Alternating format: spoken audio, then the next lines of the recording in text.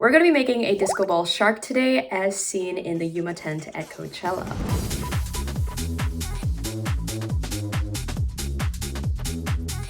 Full disclosure, I am not artistically inclined. Art was consistently my worst subject growing up, but I've always liked making things with my hands. I haven't really done stuff like that since middle school, but something about being on my phone and my computer all the time has made me really get this itch to do something with my hands again.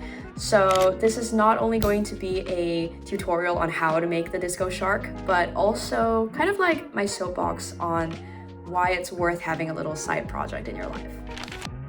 The good news about this disco ballifying project is that if I somehow figured it out, you probably will too.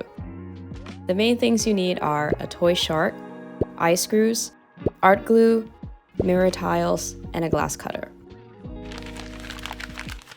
So my shark is a regular PVC toy that felt like a good size and shape, and I've seen people use plaster as a base, but that is currently outside my wheelhouse. To make the base more consistent, I added a layer of silver acrylic paint so that any exposed surface would blend in with the mirror tiles. And then I left the shark to dry for a day. Now that we have our shiny and metallic shark fully dried, we're gonna attach these two eye screws into him so that we can hang him up as a disco ball. So he's a little top heavy, meaning the center of gravity will probably be closer to the front. So I'm thinking somewhere like here would be good to screw it in. I don't even know if the material is gonna be soft enough to punch this in, so we'll see.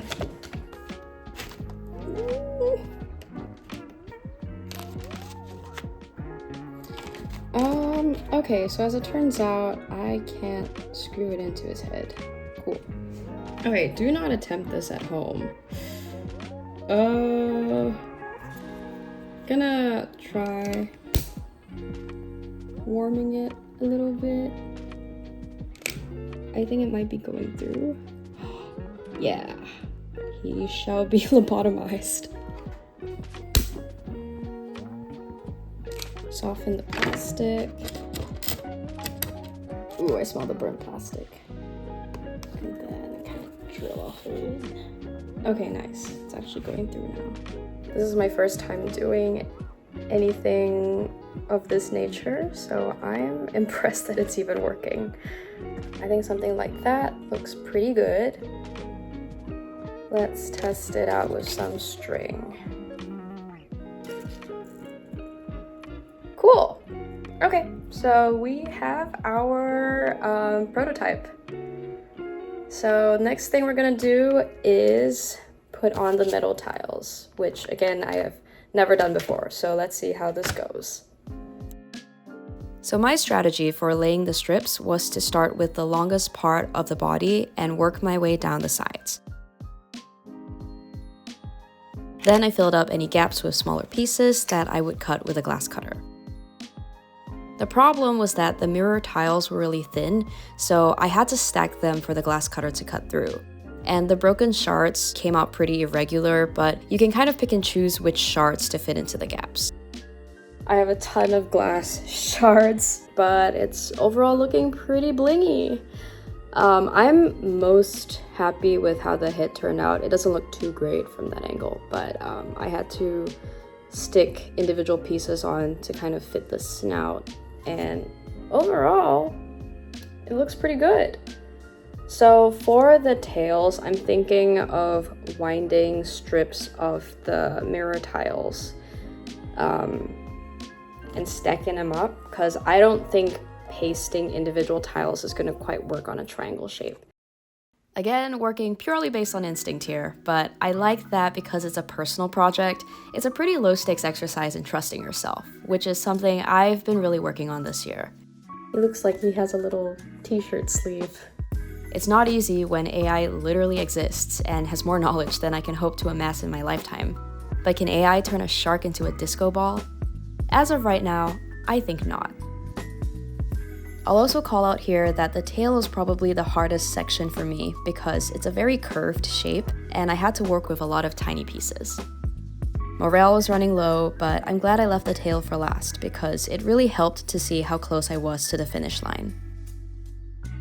Here is the bedazzled shark. What I have to do next is fill out the exposed areas and also clean off the glue smudges with alcohol. But I'm pretty proud of how it's looking so far. I didn't expect it to turn out this good. If you've made it this far, congrats! We're basically done with our disco shark, but believe it or not, this was never just about the shark. I started this project at a time when I was feeling pretty swept up by life, and something about just locking in on little pieces of glass was actually very grounding. I think making this was so important because it kept me moving when the other parts of my life felt stuck. Much like a shark in an open sea, if you will. Alright, and here's the final disco ball shark. I also got these flower pot chains as a sturdier alternative to string, so it looks a little bit more like what you would see in the Coachella tent. And this is what it looks like hung up.